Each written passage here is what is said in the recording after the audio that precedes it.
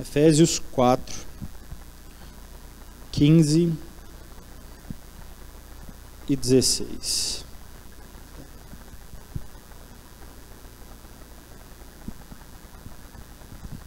Podemos ler? Em vez disso, falando a verdade em amor, cresceremos em todo aspecto em direção àquele que é o cabeça, o Messias. Sob seu controle, o corpo todo é ajustado e mantido junto pelo suporte de todas as juntas, cada parte trabalhando para cumprir sua função. Esta é a forma pela qual o corpo cresce e edifica a si mesmo em amor. Amém? Irmãos, como a gente disse, a igreja de Efésios era uma igreja cujo Paulo escreveu essa carta a eles, alegrando pelo amor que eles tinham, pela fé que eles tinham. Então não era uma igreja totalmente insensível até então, era uma igreja viva, era uma igreja que conhecia, que foi edificada na palavra. Mas, ao mesmo tempo, era uma igreja que convivia muito com uma dúvida. A dúvida deles sempre estava baseada no seguinte: será que a gente não precisa circuncidar? Ou seja, será que a gente não precisa de fazer práticas religiosas para fazer verdadeiramente parte do corpo de Deus? Então existia essa dúvida na cabeça deles. Será que eu não vou precisar fazer alguma coisa para ser parte de Deus? Será que eu não preciso orar na frente dos outros para ser parte de Deus? Será que eu não preciso declarar minha fé em alto bom som para poder aí o povo saber que eu sou filho de Deus? Então existia uma dúvida cruel no coração deles, lógico, motivado por muitos movimentos judaizantes naquela região, que gerou a motivação para Paulo escrever essa carta. Motivou Paulo a escrever isso. E se a gente for pensar um pouco nisso, é uma dúvida cruel que há nos nossos corações. Muitas vezes as nossas práticas estão muito mais relacionadas a querer externalizar um selo do que de fato conhecer a quem Deus é. Conhecer quem é o Pai, ter uma relação com o Pai. A verdade é que a gente preferia ter Deus como uma divindade, como alguém que a gente fosse um devoto, do que de fato alguém com quem eu pudesse me relacionar. Ter uma prática de oração, não como quem está pedindo algo para uma divindade, mas como alguém que está se relacionando com o Pai para aprender uma vocação, para aprender quem Ele é. Ou seja, sentar com o Pai e ouvir o Pai contar a história dele, a história de quem que Ele é. Porque quando a gente lê a Bíblia, o que a gente está lendo? É isso. É a história do que, por que nós somos, quem nós somos, de onde viemos, qual que é o nosso propósito, qual que é a nossa vocação. Quando a gente ora, a gente se relaciona com o Pai. É alguém com quem a gente conversa, com quem a gente compartilha o nosso coração. Porque eu tenho certeza que muita gente aqui, quando pensou em fazer alguma coisa, fazer uma viagem, construir, empreender, muitas vezes a gente chega para o nosso pai e conversa: o que você acha? E muitas vezes ele fala assim: não, acho que não está na hora, meu filho, espera um pouco, vamos pensar um pouquinho mais juntos. Essa é a relação da oração.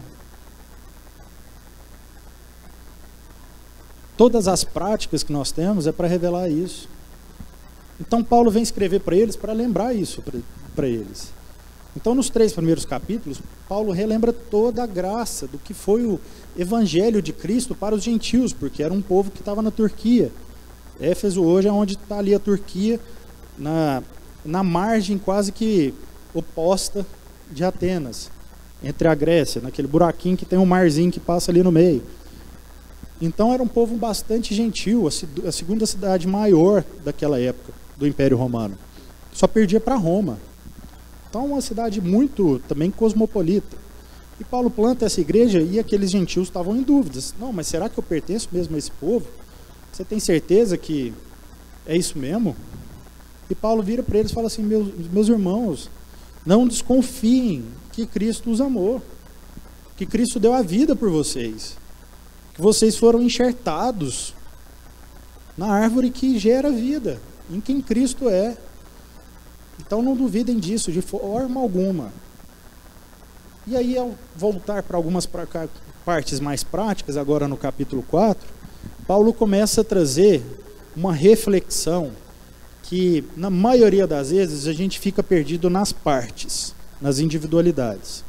Porque Paulo aqui vai falar muito sobre os ministérios, vai falar sobre como é um só corpo, um só espírito, tudo.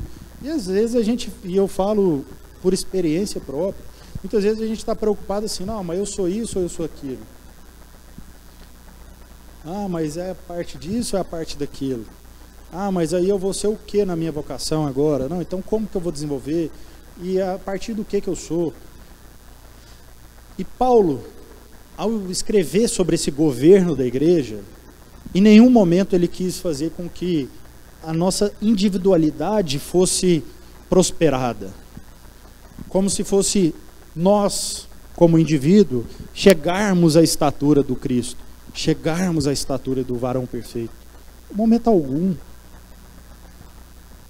Paulo está toda hora relatando, é um só espírito, é um só corpo, a vocação é a mesma, a direção é a mesma, sejamos a noiva, é o corpo. Então quando cresce, cresce todos, não cresce um. E aí parece que a gente está falando fora da nossa realidade. Mas e aí, você trabalha profissionalmente, porque a gente costuma dividir, né, achar que a profissão é diferente da vida religiosa. Mesmo ele falando que é um só corpo, uma só vida, uma só vocação, né? Mas vamos lá, você trabalha na sua empresa, na sua carreira, para promover todos que estão ao seu lado, todos que estão aqui, ou você trabalha para poder obter remuneração para sua casa? A gente precisa fazer essa reflexão, irmãos. A gente precisa parar de pedir para Cristo vir e começar a estar pronto para Ele vir. Porque Ele vem. Não precisa nem pedir. Ele veio sem ser gente pedir. Ele veio sem ninguém interferir no projeto. Ele veio.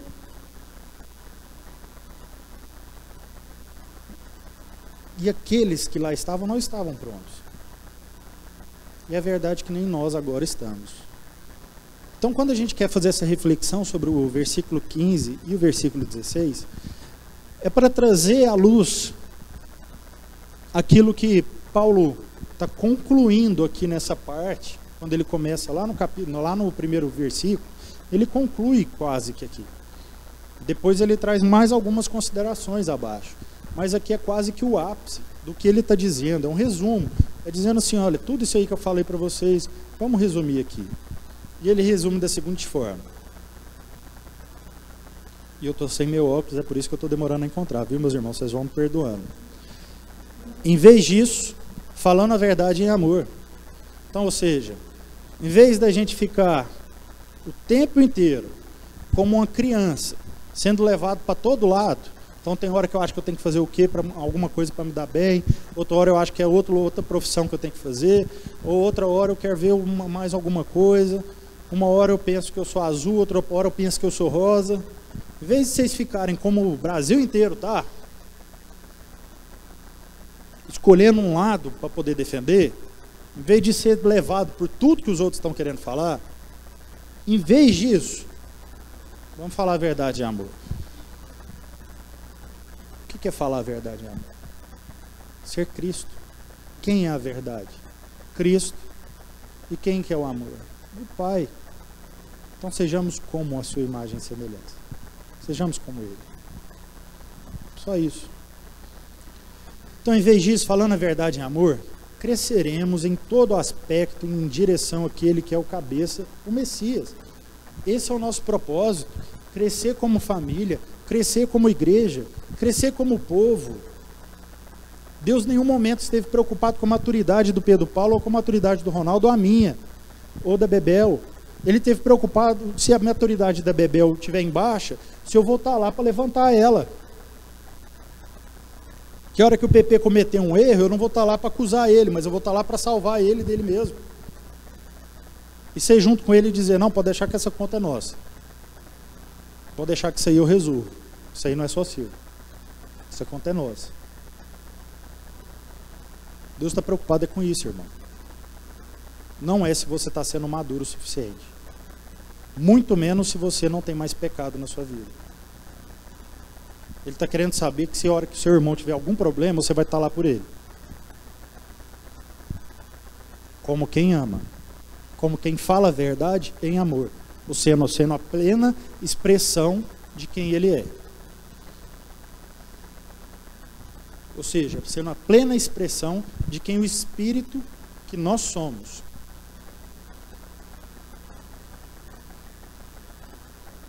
O Espírito que nós somos.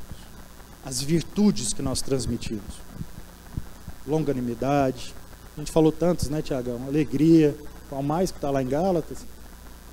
Lembra aí? Paciência. Mansidão. Tudo isso é fruto do Espírito. Mas não é fruto de um espírito que está dissociado da gente. É um espírito do qual a nossa natureza vem. Da qual a nossa identidade foi gerada. De qual nós fomos gerados. Então ter paciência não é um privilégio de alguns. É uma obrigação de todos.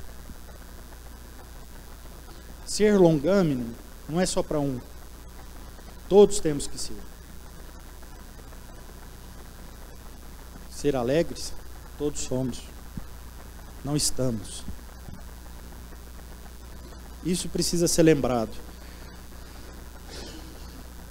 Então ele continua. Sob seu controle, o corpo todo é ajustado e mantido junto pelo suporte de todas as juntas, cada parte trabalhando para cumprir sua função. Esta é a forma pela qual o corpo cresce e edifica a si mesmo em amor. Irmãos, ao dizer isso, ele está dizendo o seguinte: o corpo, como a gente estabelece quem somos, aquilo que nós vamos fazer, aquilo que nós vamos edificar, tudo isso só vai fazer sentido quando for um corpo. Porque cada um aqui é uma mísera parte de um corpo. Então, se você quer pensar, pensa no seu corpo, no seu sistema nervoso, no seu sistema digestivo. E não dá um nome tão grande para si mesmo, não. Não coloca que você é o coração, ou o cérebro, ou outra parte, não. Coloca que você é uma célula. Porque o corpo é formado de células. E nós somos essas míseras partes de um todo. Que só faz sentido no todo. Só faz sentido trabalhando junto. E só faz sentido se um amar o outro. Se uma célula repartir com a outra aquilo que ela tem. Porque é assim que o oxigênio passa pelo nosso corpo. É assim como os nutrientes são levados de um lado para o outro. Então tá aí, ó. Seu corpo explica como você tem que viver. Não tem muito segredo. Mas a gente ainda teima em achar que a gente é o corpo todo. Que a gente é um corpo inteiro. Mas não é isso. E eu vou passar para meus irmãos porque o PP vai explicar o porquê que esse suporte de todas as juntas é o principal dessa mensagem. Essa é a parte que eu ensaiei, tô brincando. A parte que eu ensaiei, nada a ver. Tá?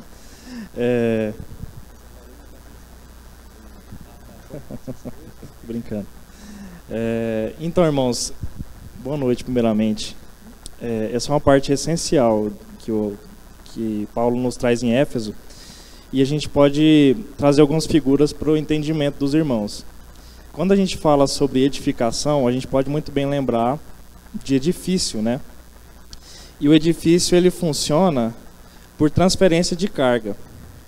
Eu não sei se tem algum engenheiro aqui, mas a carga ela é aplicada na laje, que transfere as cargas para as vigas, né?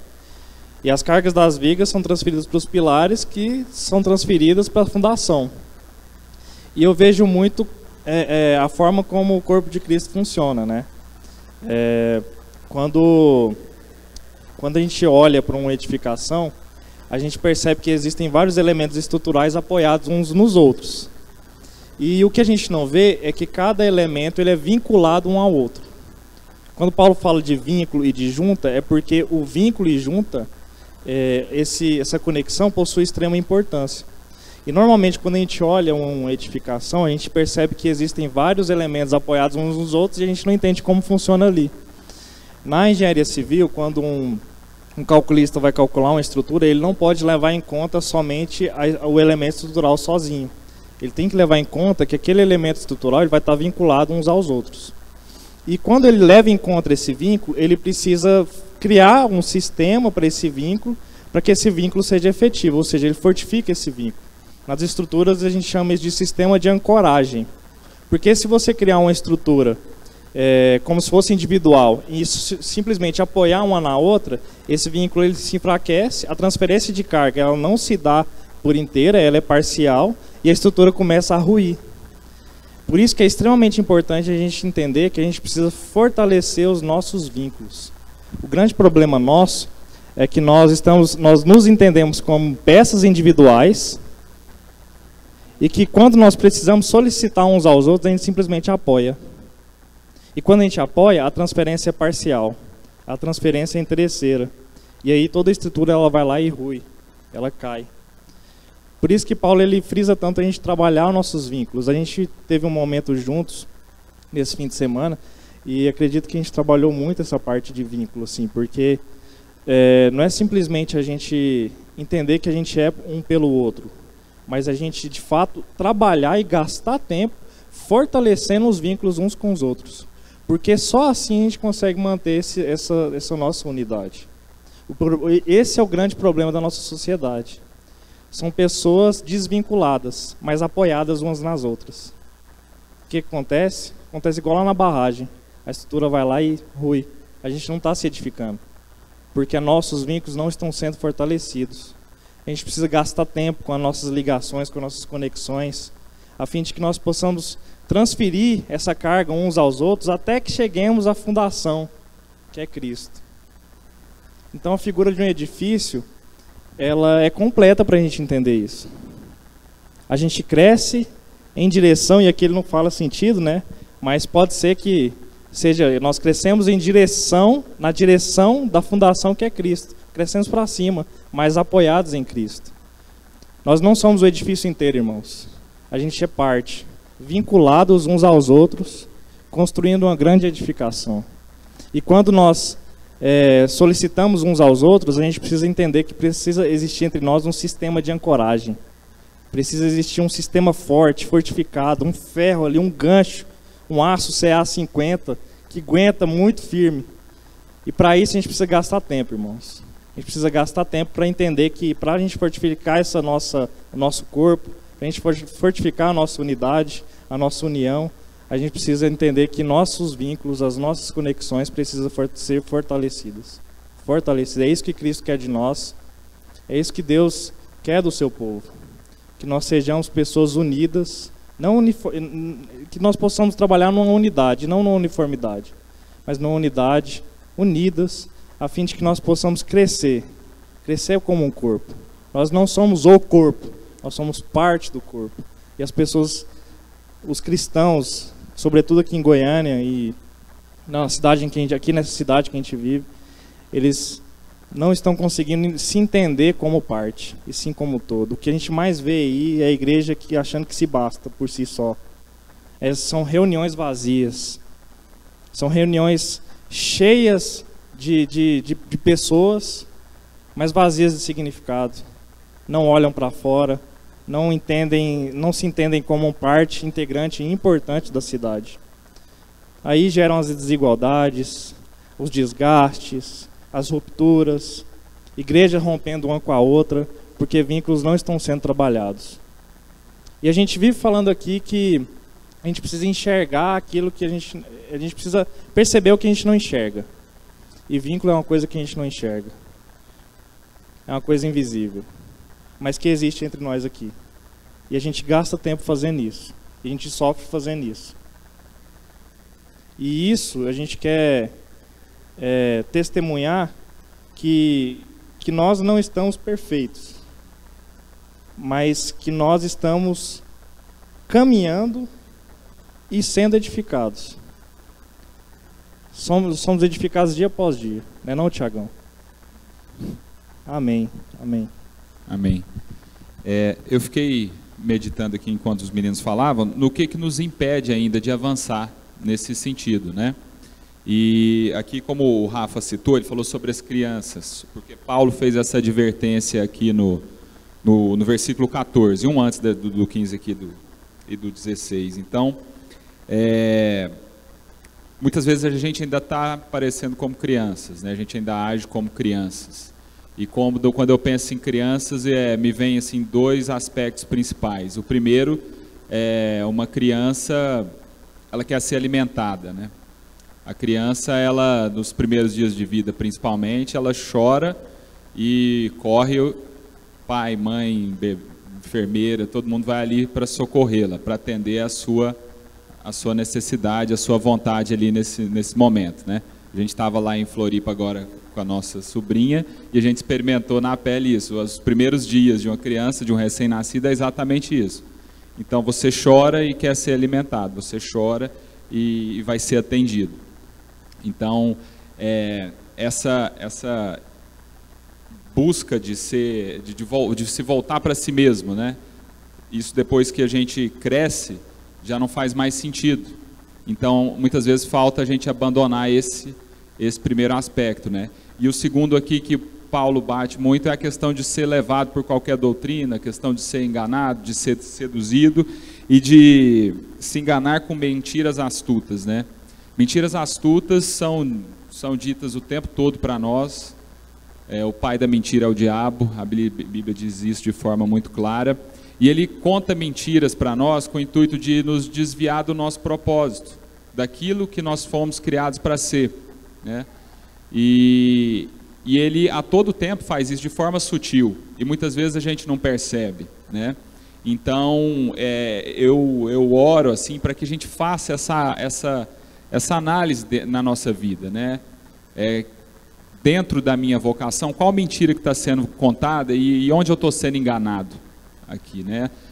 Nesse final de semana que nós tivemos, eu compartilhei com os irmãos que hoje eu enxerguei que muitas vezes na minha vida o diabo contou a mentira para mim de que eu era uma pessoa muito tímida, e isso fez com que eu me omitisse durante muitos anos naquilo que eu poderia ter sido em Deus.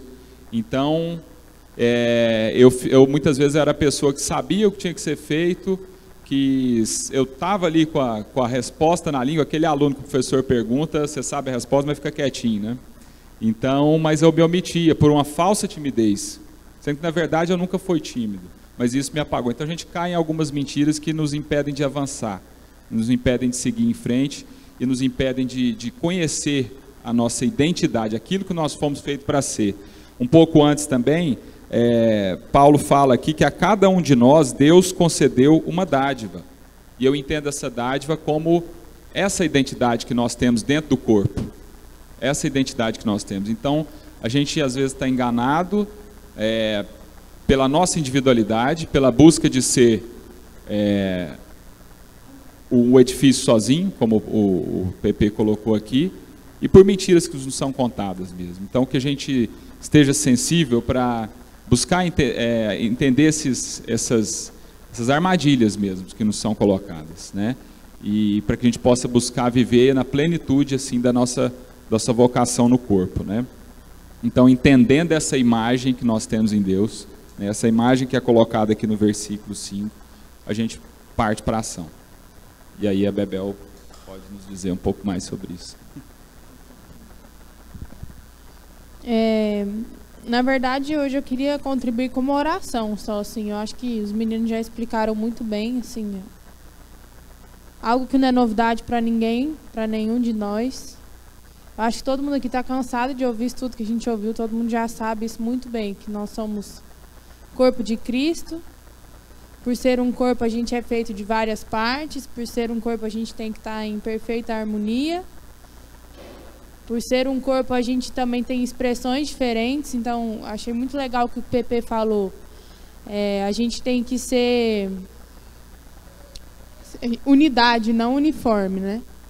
Então nós temos várias expressões dentro de um corpo só, e isso não impossibilita a gente de ainda assim ser unidade.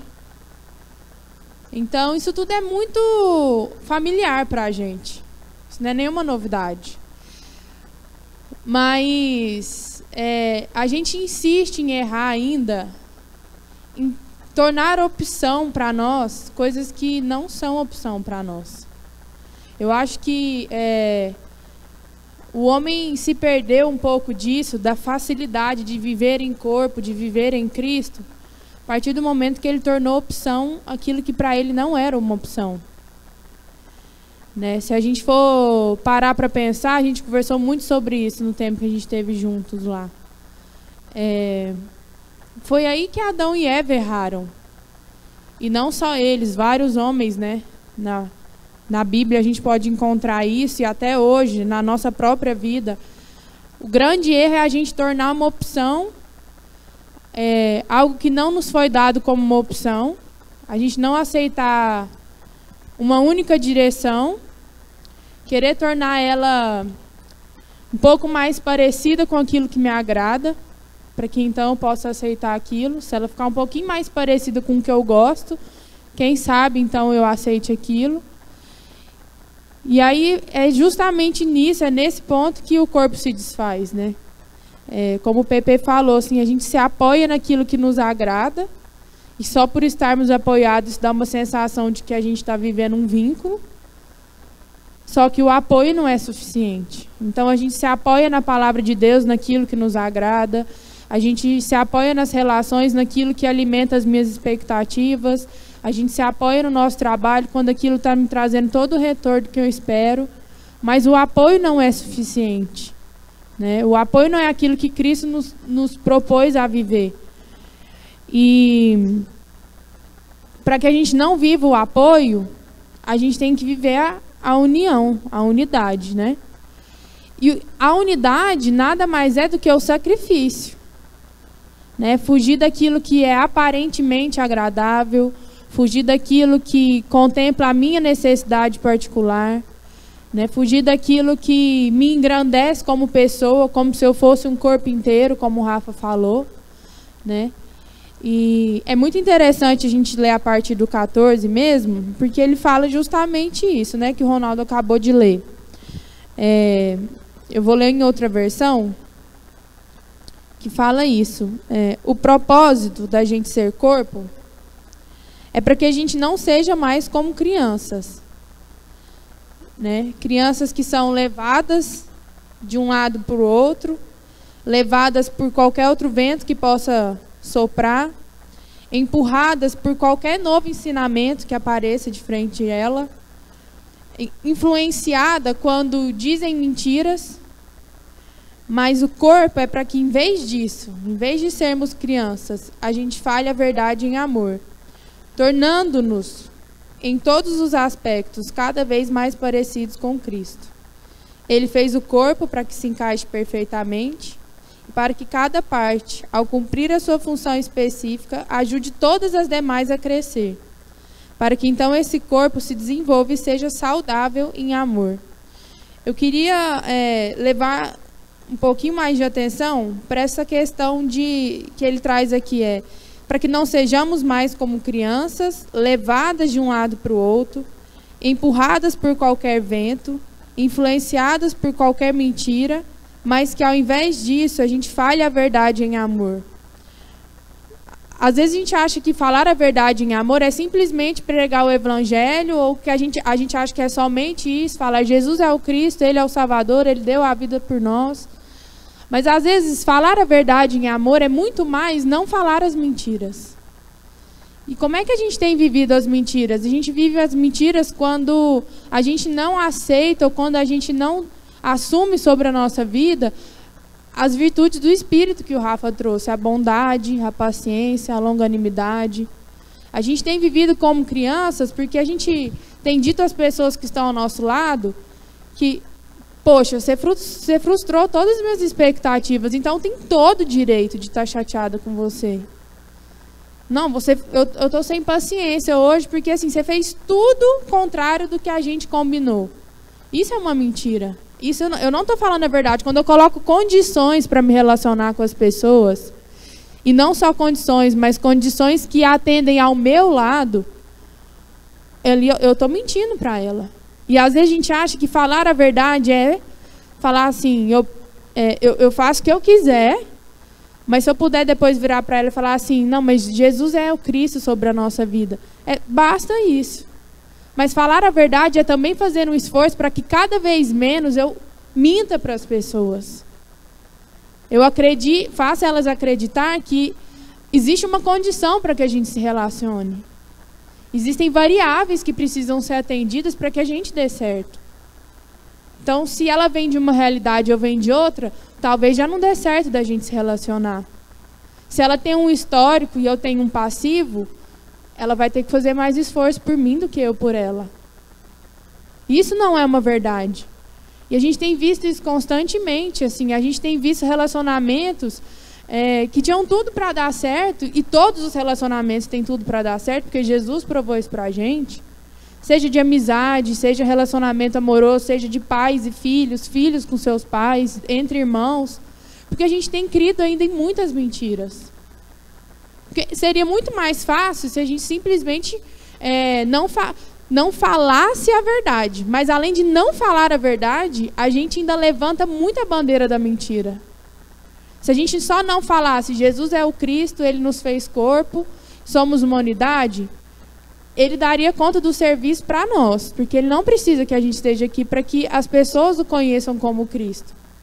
Mas a grande questão é que, além de não falar a verdade, a gente ainda gasta muito tempo lembrando as pessoas das mentiras que ainda nos impedem de nos relacionar plenamente. A gente ainda coloca muita condição para que a gente possa se relacionar com as pessoas. A gente coloca condição quando a gente acha que priorizar mais o meu trabalho do que meu relacionamento com a minha família tá certo, porque eu que sei o tanto que eu ralo por aquilo, quanto que aquilo só acontece se eu estiver lá, o quanto se eu também não fizer aquilo, todo mundo vai ficar prejudicado, porque assim, afinal, eu estou sustentando todo mundo. Quem falou? Então são muitas coisas que a gente vai colocando na nossa cabeça, muita condição. Eu e o Ronaldo, a gente conversa muito isso, assim, Deus deu a graça para a gente viver uma relação com seus desafios, a gente tem os nossos desafios, para cada vez mais respeitar um ao outro, ser aquilo que Deus espera que a gente seja um para o outro. Mas assim, uma coisa que a gente tem se alegrado muito é que Deus tem tirado cada vez mais do nosso coração a condição como algo que vem antes de qualquer relacionamento. A gente olha para a vida dos nossos amigos, os jovens casais, e é muita imposição, é muito assim, só se for assim, ou só se tiver aquilo, existe uma grande diferença entre ser experiente e ser maduro. Sabe, eu acho que assim, a nossa geração tem vivido um tempo onde a gente acredita e tem escutado em todos os lugares que quanto mais experiência você tiver, melhor você vai ser nesse mundo. Colecione viagens, colecione currículos, colecione idiomas, colecione namoradas, talvez. Colecione parceiros, colecione várias rodas de amigos. Quanto mais turmas de amigos e mesas você conseguir sentar, melhor é seu futuro. E isso não tem feito da nossa geração uma geração madura. E Cristo prova para a gente que nem toda experiência faz com que a gente amadureça. Mas a pessoa que escolhe ser madura, ela não precisa ter experiências variadas. E a gente tem se afastado disso. A gente não tem escolhido simplesmente ser sensível. A gente tem uma vontade de se parecer com Deus. Eu já estava pensando nisso hoje lá de manhã no retiro, enquanto a gente estava conversando. A Bíblia fala algumas coisas a respeito do nosso Pai. A Bíblia fala que Deus ele é onipresente, que Deus é onipotente, que Deus é onisciente. Ou seja, Deus sabe todas as coisas, Ele está em todos os lugares e Ele pode tudo. E a coisa mais importante que a Bíblia fala sobre o nosso Pai não é nenhuma dessas três coisas. É que Deus é amor. Ou seja, Deus sendo isso tudo, podendo tudo, estando em todos os lugares, sabendo todas as coisas, Ele escolheu ser amor. E nós temos nos relacionado, como os meninos falaram, com um Deus que a gente quer se parecer com Ele para que a gente possa todas as coisas, para que a gente esteja em todos os lugares e para que a gente saiba de tudo. Se tem um tempo em que a geração tem buscado isso de todo o coração, e assim, de forma sincera, não é para fazer o mal para ninguém, não, é de forma sincera, acreditando que aquilo é o melhor. É isso. A gente tem buscado poder estar em todos os lugares, estar aqui em Goiânia, mas estar fora do Brasil, e estar em tudo que eu puder. Assim, se eu puder ser multi, eu sou massa. Tem que ser assim, melhor profissional, melhor esposa, melhor amiga. E assim, as pessoas precisam saber que eu sou perfeita em tudo. Eu tenho que estar em tudo, assim, em todas as áreas da minha vida, muito bem sucedida. Quando eu falo que a gente está tentando ser onipresente, não é só estar no Brasil, na China e na Alemanha. Não, a gente quer estar em tudo.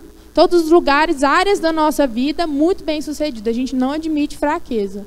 A gente não admite que no lugar casa, no lugar trabalho, no lugar igreja, no lugar amizades, eu posso não estar tão presente em algum lugar ou tão boa em alguma área e eu preciso de ajuda. A gente quer saber tudo, a gente lê pra caramba, a gente cita pessoas, a gente lê livros, a gente coleciona uma biblioteca na cabeça. Isso não quer dizer que a gente sabe de nada. Porque não adianta eu ler todos os caras massas que tem aí escrevendo suas histórias se eu não vivo a minha. Se eu não estou vivendo o meu próprio sacrifício. E a gente quer também, assim, é poder tudo. Porque se eu sei de tudo, se eu leio muito, se eu sou um cara intelectual, e se eu também julgo que eu estou em todas as áreas da minha vida bem-sucedida, eu estou em todos os pedaços que minha vida tem ao mesmo tempo, porque eu sou multi, no final das contas eu posso qualquer coisa também. Porque eu sei de tudo e eu estou em todos os lugares. A lógica é, posso tudo. Então a gente quer se parecer com Deus dessa forma. E Deus vem e fala assim para a gente, eu nem precisava de vocês para fazer a história acontecer. Mas eu preciso de vocês, eu preciso dos meus filhos, eu preciso de erros, eu preciso de gente que admite fraqueza, eu preciso de gente que peça perdão, mesmo quando a pessoa julga estar errada. Eu preciso de gente que se humilha, eu preciso de gente que vai além do obrigatório, porque só assim o amor é conhecido.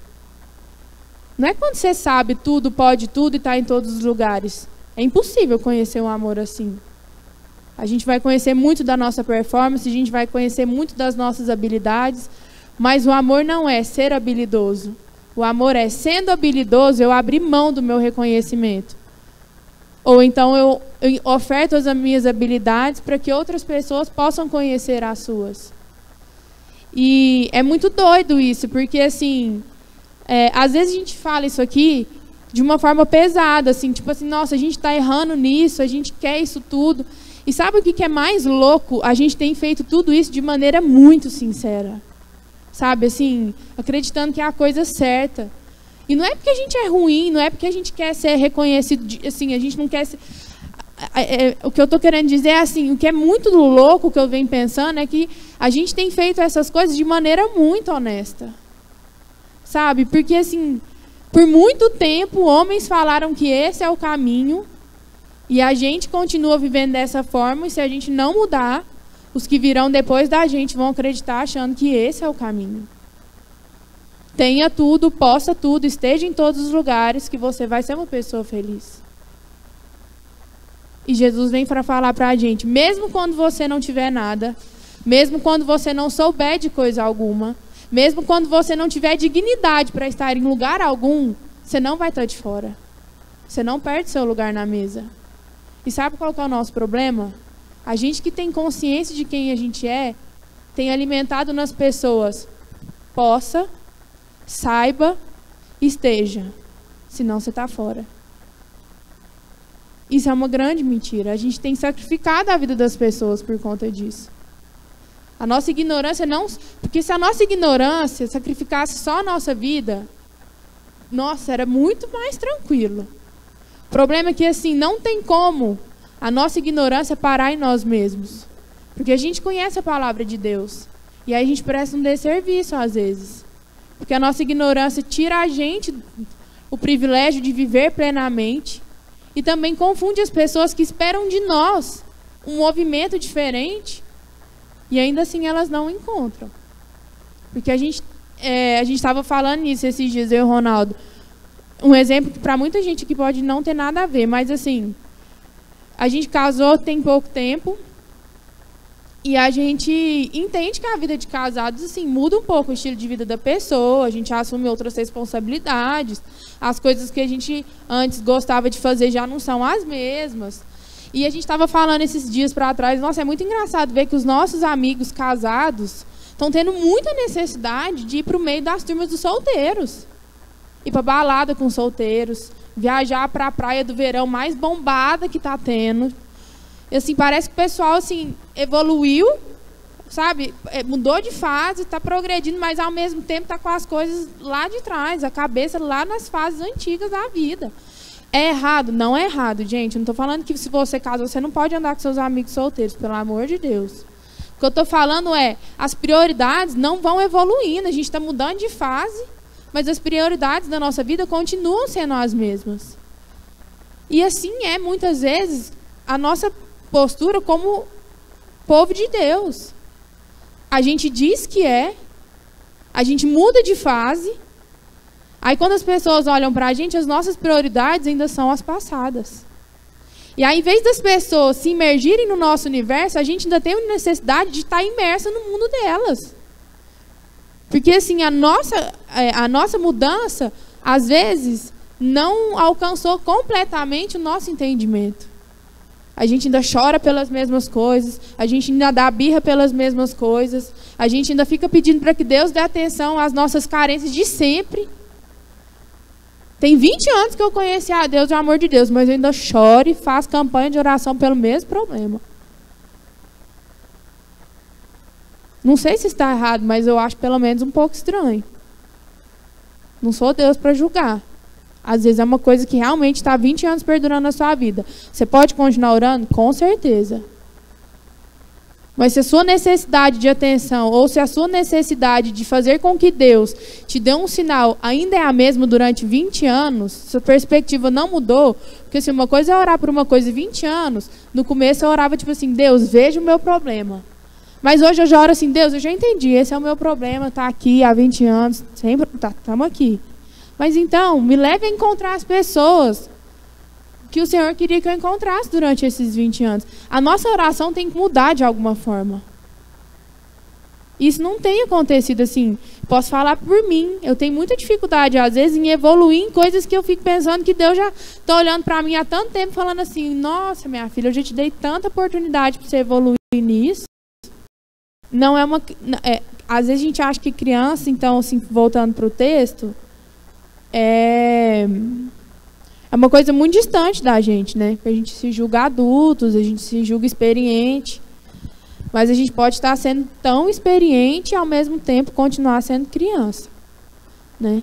O que faz uma pessoa deixar de ser criança e tornar-se adulta? Ter muitos anos de vida? Deixar de ter 7 anos e agora ter 27? Somar 20 anos na sua idade? Não. Somar 20 anos de experiências? Não. Assumir responsabilidades. Se a gente for parar para pensar, na Bíblia não tem adolescência. Eu nunca li o termo o adolescente, porque não existia muito isso, assim. Deixava de ser criança e tornava-se um homem ou uma mulher de Deus quando se assumia responsabilidades. Então, assim, pode ser que a gente seja uma criança de 30 anos, de 25, de 40, e a gente se julga muito adulto. Então, é muito interessante assim, a gente guardar isso no coração, de que assim, a nossa relação com Deus não tem que ser buscando tudo aquilo que de Deus a gente jamais vai ter. Sabe, eu posso ter crescido num lar cristão, eu posso ser filha de pastores, eu posso nem conhecer uma outra vida fora da igreja, nem ter referência do que é viver fora do evangelho, que isso não vai me dar o direito de ser o Deus que pode tudo, está em todos os lugares e saiba todas as coisas. E eu também posso ter um dia na presença de Deus, que isso para mim é o suficiente para eu assumir na minha vida a semelhança com o Deus que é amor. Eu posso não ter experiência nenhuma com Deus, mas eu posso em um dia ter maturidade para falar assim, hoje eu entendi e o que eu senti hoje me basta para que eu não queira colecionar experiências, mas para que eu passe a ser uma pessoa madura diante de Deus. E a gente vem para a igreja muitas vezes querendo viver uma experiência a mais, a gente se relaciona com as pessoas muitas vezes querendo que a pessoa proporcione para a gente uma experiência diferente. A gente vai muitas vezes para o nosso trabalho, para viagens ou para qualquer coisa da nossa vida querendo uma experiência nova. Mas a gente não veio para ter experiências. A gente veio para viver relacionamentos, viver encontros, para que isso cada vez mais forje em nós uma maturidade suficiente para abrir mão de condições, de variáveis, de afinidades, para que as coisas na nossa vida comecem a dar certo. Porque a gente tem tornado opção, ainda até hoje, coisas que não são opção para nós. A gente tem... cada um tem sua verdade. E aí, Deus do céu para dar conta disso tudo. Cada um tem sua versão. E assim, eu tenho minhas razões. Você que se vira aí para entender. E o reino de Deus é um reino de iniciativa. É um reino de eu tenho a minha razão, você tem a sua, mas isso não faz com que a gente não consiga se relacionar. Isso não é uma justificativa para isso. E eu não sei se eu posso fazer... Você quer falar mais alguma coisa? Eu queria fazer uma oração, mas... mas eu te passo para fazer oração, tá. Só para a gente também dar... O aviso. Não, mas é mais uma advertência, viu? Entendeu? Claro, eu ia só fazer uma oração. Irmãos, é só porque eu queria que todo mundo abrisse de novo lá, em Efésios 4. A gente vai ler agora a advertência de Paulo, a tudo isso que a gente falou.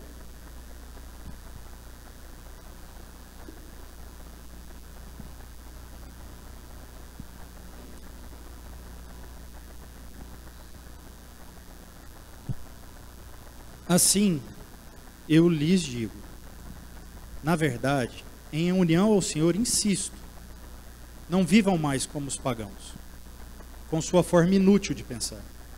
A inteligência deles foi envolta em trevas, e foram alienados da vida de Deus por causa da ignorância que há neles, em virtude da resistência à vontade divina.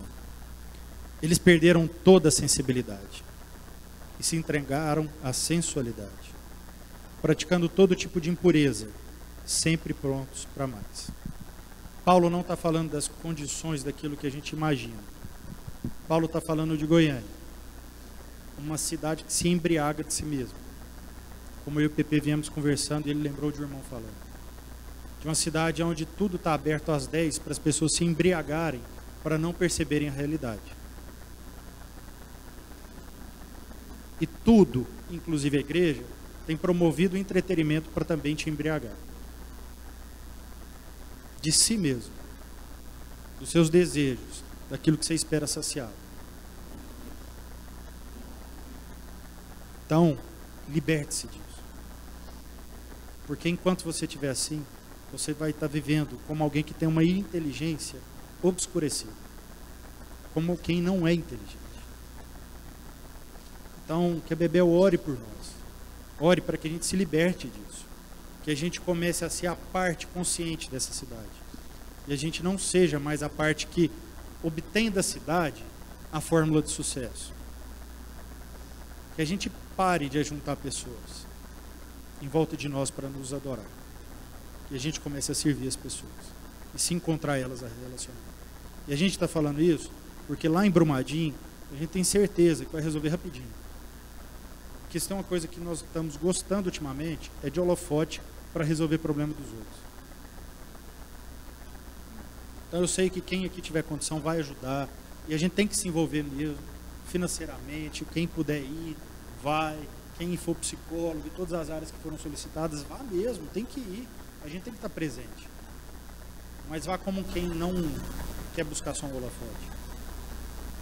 Vá como quem está preparado para entrar na casa da pessoa e falar assim, estou aqui, o que você precisa? Ah, mas não é como encaixar na minha agenda. A minha agenda está em seu favor. O que você precisa agora? Preciso ficar uma semana com você? Preciso ficar um mês com você? Preciso passar o ano aqui com você? Estamos aqui. Minha vida é sua, meu. a gente tem que parar de juntar pessoas. A gente tem que começar a relacionar com as pessoas. Porque enquanto as nossas juntas não estiverem funcionando, a gente vai continuar parecendo um robô. A gente não vai estar movimentando em favor do que é a vontade de Deus. E é isso que Paulo está falando. Vivam como quem sabe que o movimento, a direção é dele e não nós. Sobre as nossas vidas. Amém?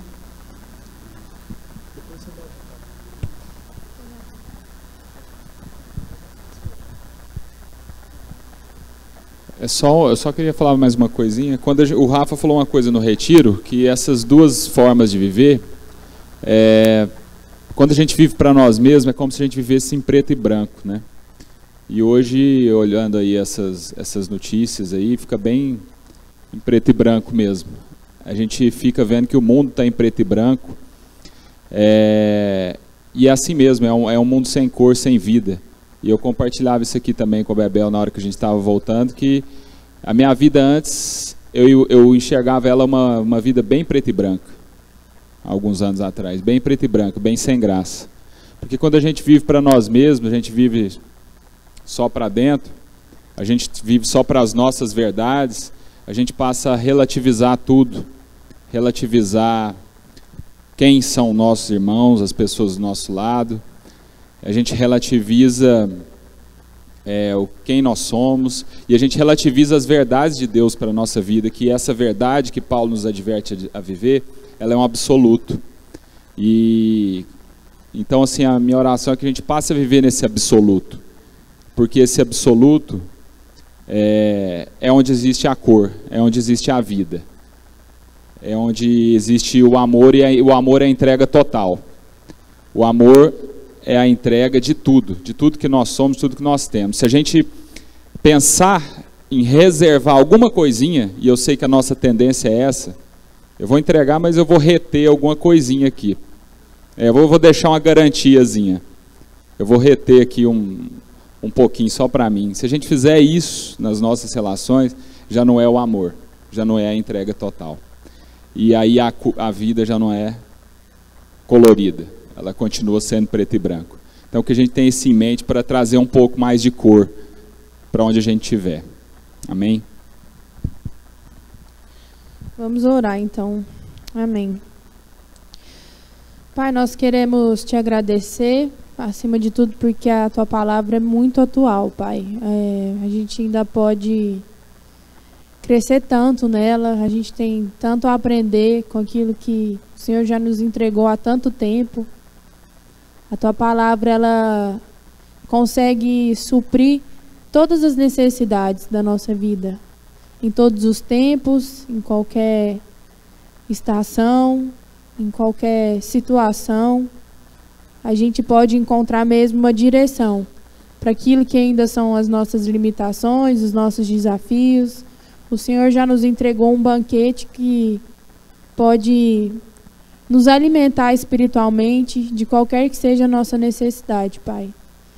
Então, que a gente saiba mesmo encontrar o nosso alimento naquilo que de fato vai nutrir, Deus, as nossas necessidades. Que a gente possa gastar mais tempo mesmo meditando na tua palavra, naquilo que o Senhor tem para nos ensinar. Como o Rafa falou, que a gente gaste mais tempo conhecendo a sua história, Pai, a história de nós mesmos como teu povo, aquilo que o Senhor há muito tempo vem sonhado para nós, aquilo que o Senhor vem escrevendo na trajetória nossa mesmo, ó Deus, como um povo, que a gente tenha prazer nisso. E nós queremos te pedir essa noite, diante de tudo que meditamos aqui e aprendemos, que o Senhor venha arrancar de nós a ignorância de achar que, dependendo do nosso esforço, dependendo da nossa competência, a gente vai um dia poder se parecer com o Senhor em poder todas as coisas, estar em todos os lugares e saber de tudo, Pai. Isso não cabe a nós. Isso jamais caberá a nós. A gente jamais vai conseguir saber tudo, poder tudo e estar em todos os lugares. E graças a Deus, graças que o Senhor nos fez, não para isso, Pai. Que a gente se contente e se alegre em se parecer contigo no amor, Pai. Que a gente tenha prazer nisso, que a gente venha dedicar todas as nossas forças nisso, ó Deus. Mesmo quando o mundo oferecer para a gente tudo isso, que a gente seja lembrado pelo Teu Espírito, aonde é o nosso lugar, que é no amor, Pai. Que a gente não venha se enganar de que a gente precisa de todas essas coisas para ser alguém. E mais ainda, Pai, que a gente não venha enganar as pessoas, que elas precisam de tudo isso para ser alguém para nós. Mas que basta a gente se unir em amor, Pai. E nós queremos te pedir que o Senhor venha entregar a nós tudo aquilo que o Senhor quer ver acontecer através das nossas vidas, Pai. Se depender da nossa boca, se depender do nosso coração, a gente ainda vai colocar muita condição, ó Deus, para que a gente ainda assuma as responsabilidades que a gente pode assumir. A gente vai colocar a condição para se relacionar melhor com o nosso pai, com a nossa mãe, com os nossos irmãos, com os nossos amigos, com os nossos filhos. Então, já que a gente não tem a capacidade, ó Deus, de encurtar o tempo de sofrimento muitas vezes, já que a gente tem tanta dificuldade ainda, ó Deus, em ter algumas iniciativas, a gente essa noite quer dizer que o Senhor pode trazer para nós tudo aquilo que o Senhor quer fazer na nossa vida. A gente quer que o Senhor arranque de nós aquilo que ainda tem nos impedido de te conhecer. A gente quer que o Senhor arranque de nós aquilo que tem confundido as pessoas. A gente quer que o Senhor arranque de nós aquela angústia que às vezes tem perdurado na nossa vida por tantos anos e não tem feito a gente amadurecer, ó Deus, na nossa relação contigo, na nossa oração. Aquela angústia que tem feito a gente, há tantos anos, ter a mesma mentalidade, Pai. Que a gente possa evoluir, que a gente possa crescer, que as nossas orações sejam diferentes, que as nossas orações amadureçam com o tempo, que as nossas dores amadureçam com o tempo. A gente não quer chorar mais pelas mesmas coisas. A gente não quer mais gastar tanto tempo pelas mesmas coisas, Pai. A gente quer amadurecer. E que a gente pare, ó Deus, no nome de Jesus, de perguntar onde é que o Senhor está. E que a gente comece a te responder, Senhor, aonde nós estamos. O Senhor, quando encontrou Adão e Eva, perguntou aonde eles estavam. E o Senhor não estava perguntando de qual árvore eles estavam embaixo, escondidos. O Senhor não estava perguntando de qual sombra eles estavam encostados, porque o Senhor não precisava disso. O Senhor os encontraria no jardim com facilidade. Mas o Senhor estava perguntando de onde estava o coração deles. E nós queremos ser capazes de te responder aonde está o nosso coração, Pai. Sem medo de estar deixando nada para trás. E sem a ganância, a vaidade de também guardar no nosso coração aquilo que a gente acha que a gente não precisa apresentar para o Senhor, porque a gente precisa guardar para nós mesmos. Essa noite nós queremos assumir o compromisso de estarmos prontos para fazer essa transição de quem só pergunta ao Senhor onde o Senhor está, mas de que a partir de hoje responde ao Senhor: eis-me aqui. Nós estamos prontos, Pai, para assumir os compromissos que nós podemos, para assumir as vidas que nós podemos e para sermos cada dia mais maduros e não somente experientes, ó Deus. No nome de Jesus. Amém.